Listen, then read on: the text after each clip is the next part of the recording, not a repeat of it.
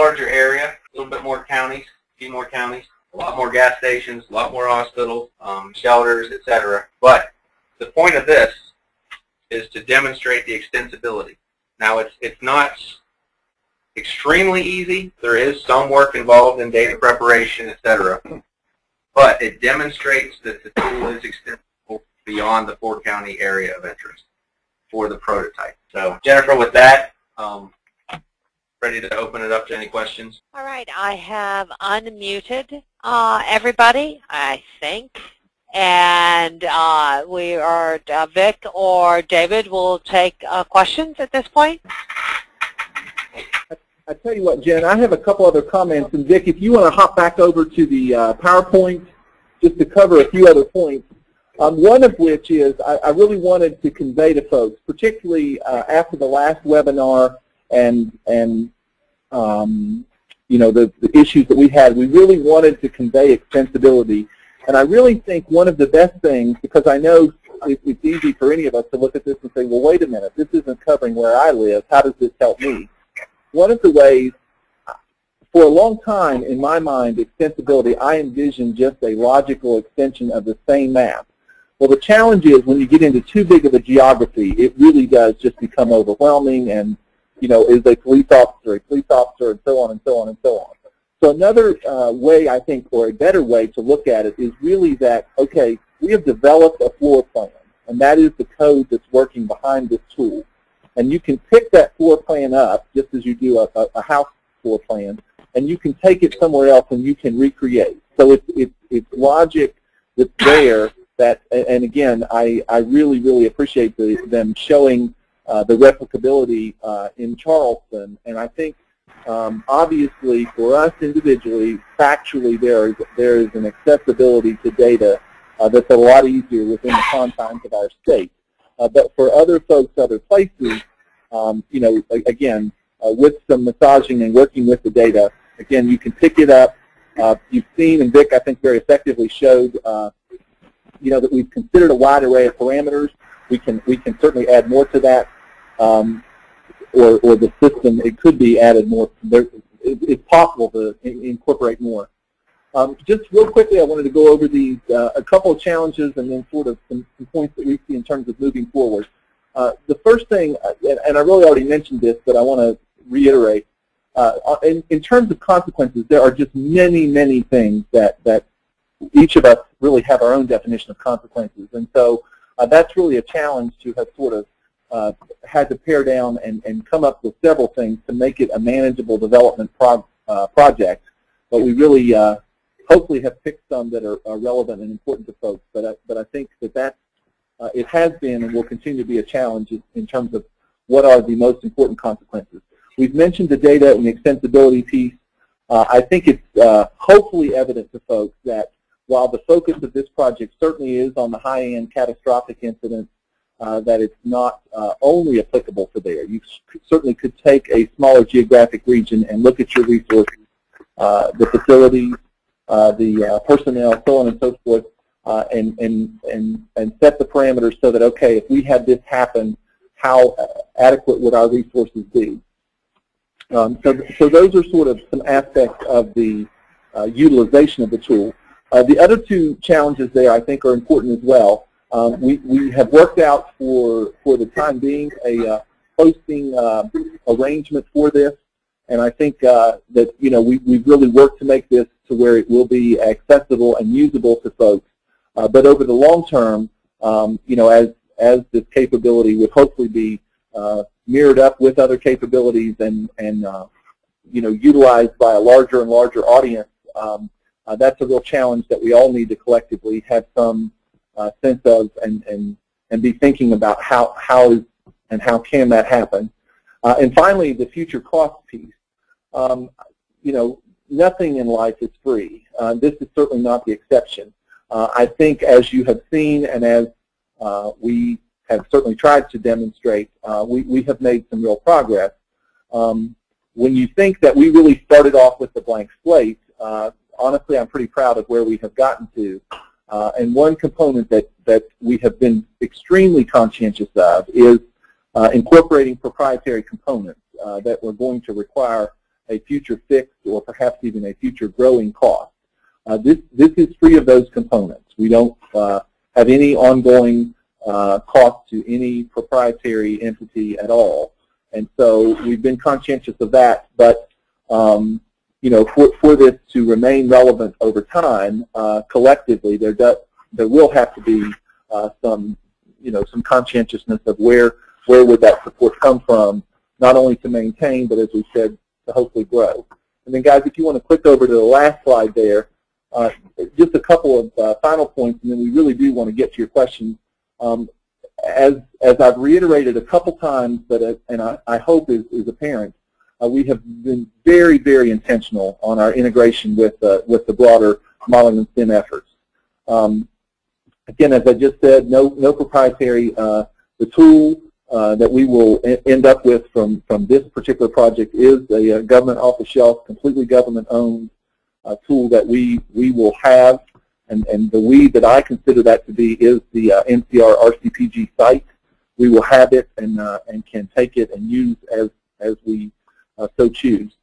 And really the last point is just critical, that we're pretty proud of us, but the we thus far is a fairly small group. We're pretty proud of it, I guess I should say. And we really need advocates out there who understand the value. My own experience in this, and now that I've moved over more into the grant world, you know, increasingly we're being asked for hard data, for analytical information that shows truthfully the inadequacy of certain capabilities, the need to purchase additional equipment, so on and so on. And we hope that certainly is one of our objectives that we have maintained throughout this project, is for us to say, okay, what is this, and to make sure that it is a tool that can help in a wide array of both for the operators and for the more administrative type folks. Additionally, certainly we want folks to provide feedback so that as there are able to be future iterations of the tool, that the breadth of the variables that folks think need to be included are included, as well as the inclusion certainly of alternate courses of action. Another of our projects within the NCR RCPG certainly is looking at sheltering in place and building that capability within you know, our risk area. And that is a real course of action for some period of time. And so we need to look at those other protection strategies and make sure that we're conscientious of different ways. But really, ultimately, we had to set some parameters so we could just get something designed and really a talking point for all of us to work from. I would be remiss to not acknowledge and appreciate a number of colleagues that have helped us, and in this instance to us is the West Virginia Department of Military Affairs and Public Safety, certainly the All Hazard Consortium, and our project management is through them, and also a subcontract they have with Computer Sciences Corporation, CSC.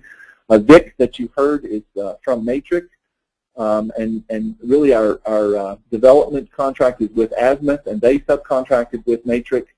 I also certainly need to mention MITRE, one of our fellow federally funded research and development corporations, who has really helped us through this process, particularly in making sure that we're adhering and remaining true to national standards, that we're consistent with other projects that are underway. And then the GIS Tech Center, I want to acknowledge those folks, that they are, you know, have been a key part as well. So those are some of our partners, and certainly I would be extremely remiss if I didn't acknowledge our fellow jurisdictions, the other states who have had their own projects. We've tried to extrapolate information out of each of those projects and incorporate it into the tool. So with that, I will, and I know Vic and Joe and Mark and all the folks up at Matrix this afternoon would be happy to entertain questions. Are there any questions? Everybody's phone is unmuted. I had one question, Dave. Do you see this primarily to begin with as a planning tool? I do. I see it as a planning, training, and exercise tool. Planning in the sense that, intuitively, I think we all know of capability or resource shortfalls we have, but hopefully as something to be able to validate that so that, plans can either be modified, resources can be acquired, different approaches can be taken to manage what we, through the use of certain sets of parameters could logically see as possible scenarios. So I think it's really certainly, and that's the direction we've come, it is a planning, training, exercise tool first and foremost with, designed with the potential of evolving into an operational. This is Bruce Williams from the Massa Group. Very nice, very nice tool. Thank you. Just a question, is it hard to add other resources that might be consumed in this type of scenario? And also, this seems to be kind of singularly focused, and I'm just help me to kind of understand a little bit. You could have an incident, you mentioned it was designed for large-scale catastrophic types of incidents, but you could have a small incident in an area and still use this tool within a specific area, say a radiological event or biological event. Yeah, this is Vic. Thank you for your question. Thank you, Vic. The first part of your question was, and also thank you for the kind words about our efforts. The first question was about adding additional resources. Now, just to clarify, you can add additional resources of different areas of our existing resources without us having to do any logic development changes. Okay. If you wanted to add in, like we did here with Charleston, we took the data model for the GIS data set and published that GIS data and just pointed our simulation logic to that GIS data, and now we were able to demonstrate the extensibility of the tool Charleston using those same 4 primary sets of resources, so water, first aid, shelter, etc. Right? Now, second part of that question, I believe, is the extensibility to be able to add in additional types of resources other than the 4 resources that we are currently using. And the answer to that is yes. What that allows us to do, though, is implement additional simulation logic on how we'd actually handle those resources and how those resources would interrelate with, the existing resources that we have. So, for example, if you wanted to add in a resource of, I don't know, hotels. So right now we don't have hotels in here, and that was a conscious decision not to include hotels. But the hotel resource could be put in here. We would have to do some modification to the simulation logic, but adding that in is very feasible. Okay. It's not that we would not have to scrap and rebuild. We would build additional capability upon what we've already developed. Thank you, Vic. You also mentioned that it's got non-proprietary components. Was this built using open source GIS or? Oh no, this is very heavily based on an Esri ArcGIS backend. Okay. We use an ArcGIS server, and we use Esri formats, Esri friendly format. Okay. But the simulation logic was something that we developed from scratch to develop these geoprocessing services. So that, I believe, is probably what David was referring to. Thank you. Exactly. I do need to clarify that it is the consequence management, the simulation logic, that code, that portion of it. Exactly. Thank you very much.